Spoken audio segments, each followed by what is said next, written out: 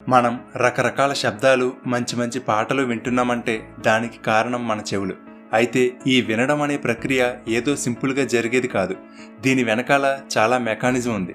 అసలు మన చెవిలోని భాగాల గురించి, అవి పనిచేసే తీరు గురించి తెలుసుకుంటే ఆశ్చర్యపోక తప్పదు.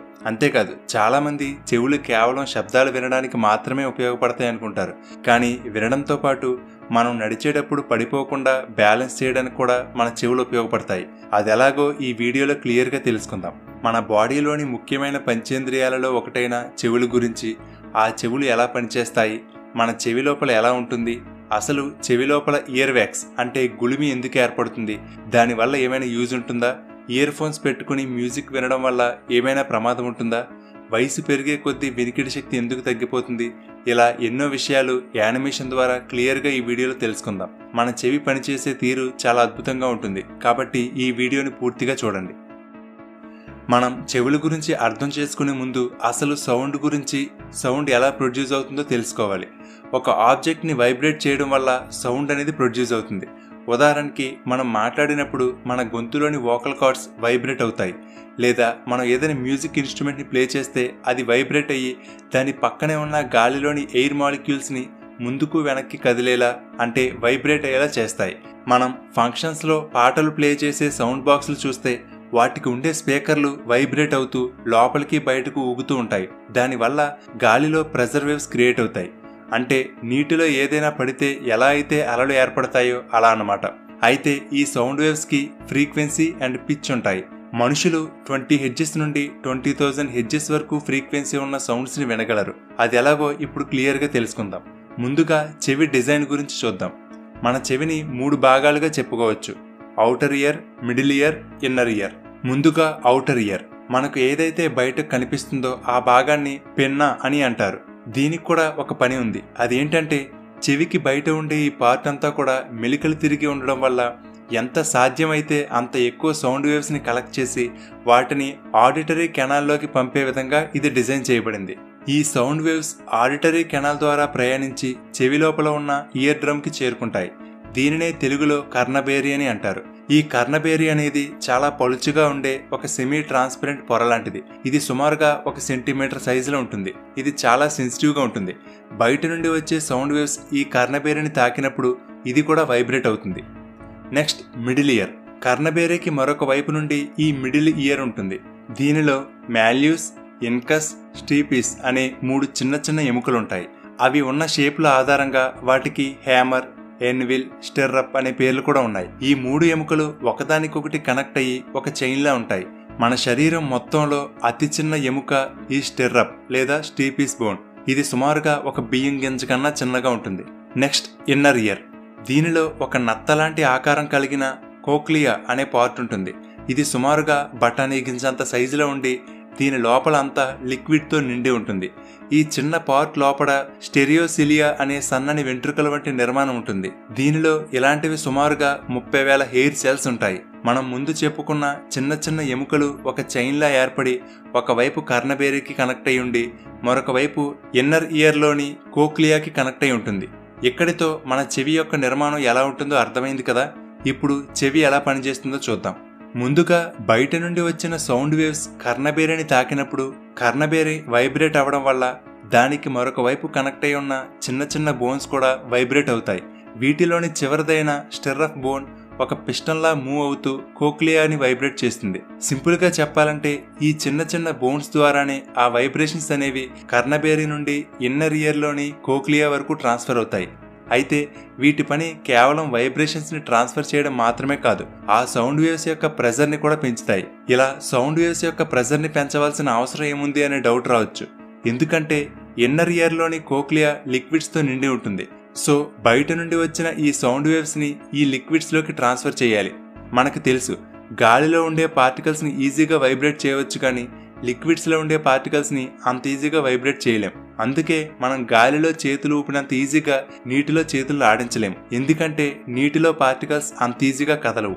సో కోక్లియాలోని లిక్విడ్స్ని వైబ్రేట్ చేయడం కోసం ఈ బోన్స్ ఉన్న సౌండ్ ప్రెజర్ని 20 టైమ్స్ యాంప్లిఫై చేస్తాయి, అంటే పెంచుతాయి. సో ఈ లిక్విడ్స్ని కూడా వైబ్రేట్ చేసేంత ప్రెజర్ పెరుగుతుంది. ఇలా ఎప్పుడైతే ఈ స్టెర్రఫ్ అనే బోన్ ఈ కోక్లియాని వైబ్రేట్ అయ్యేలా చేస్తుందో అప్పుడు దానిలో ఉండే ఫ్లూయిడ్స్లో చిన్న చిన్న అలలు ఏర్పడతాయి.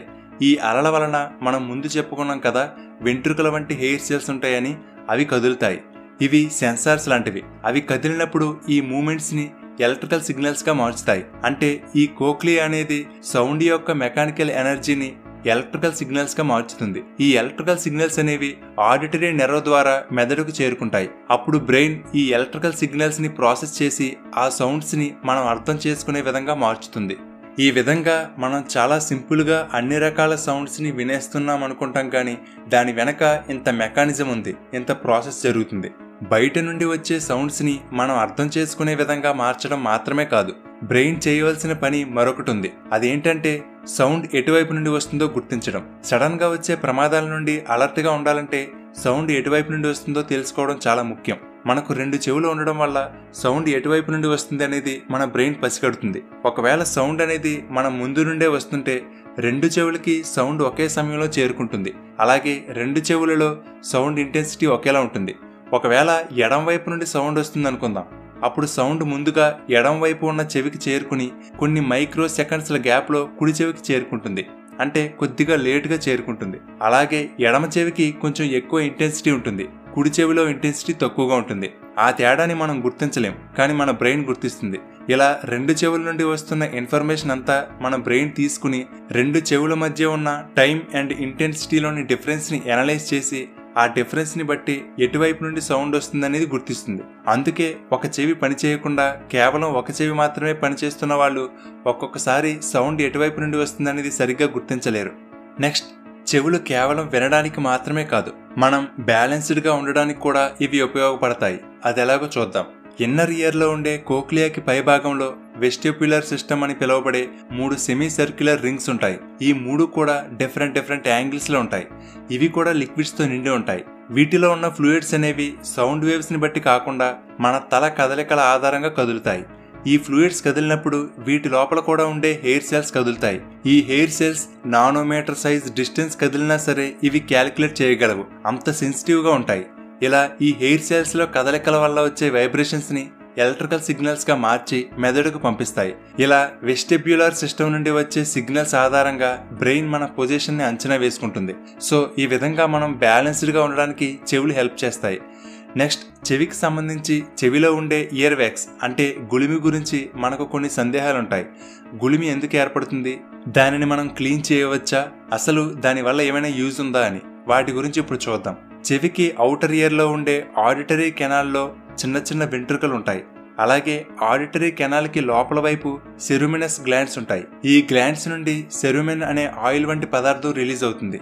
ఈ ఆయిల్ చెమట, డెడ్ స్కిన్ సెల్స్, దుమ్ము ఇవన్నీ కలిపి ఇయర్ వ్యాక్స్ గా మారుతుంది. దీనిని తెలుగులో గుళిమి అంటారు. ఇది జిగురుగా ఉంటుంది. అలాగే దీనికి anti fungal, anti bacterial properties ఉంటాయి. దీని వలన బయట నుండి వచ్చే దుమ్ము, సూక్ష్మజీవులు వంటివి లోపలికి వెళ్లకుండా దీనికి అతుక్కుని ఆగిపోతాయి. ఇది చెవికి సెల్ఫ్ డిఫెన్స్ మెకానిజం గా ఉండి మన చెవిని కాపాడుతుంది. అయితే చాలా మంది దీనిని డర్టీగా భావించి దీనిని తీసేయడానికి ప్రయత్నిస్తుంటారు. దానికోసం ఇయర్ బడ్స్ తో క్లీన్ చేస్తుంటారు. కానీ ఇది మంచిది కాదు. దానితో క్లీన్ చేసుకునే టైంలో ఇయర్ వ్యాక్స్ ని మరింత లోపలికి తోస్తాం. దానివల్ల ఆడిటరీ కెనాల్ క్లోజ్ అయ్యే అవకాశం ఉంటుంది. అది ఇంకా ప్రమాదం. దానిని క్లీన్ చేసినా సరే అది మళ్ళీ క్రియేట్ అవుతుంది. ఒకవేళ చెవిలో గుళిమి ఎక్కువగా ఉంటే చెవి దానంతట అదే క్లీన్ చేసుకుంటుంది.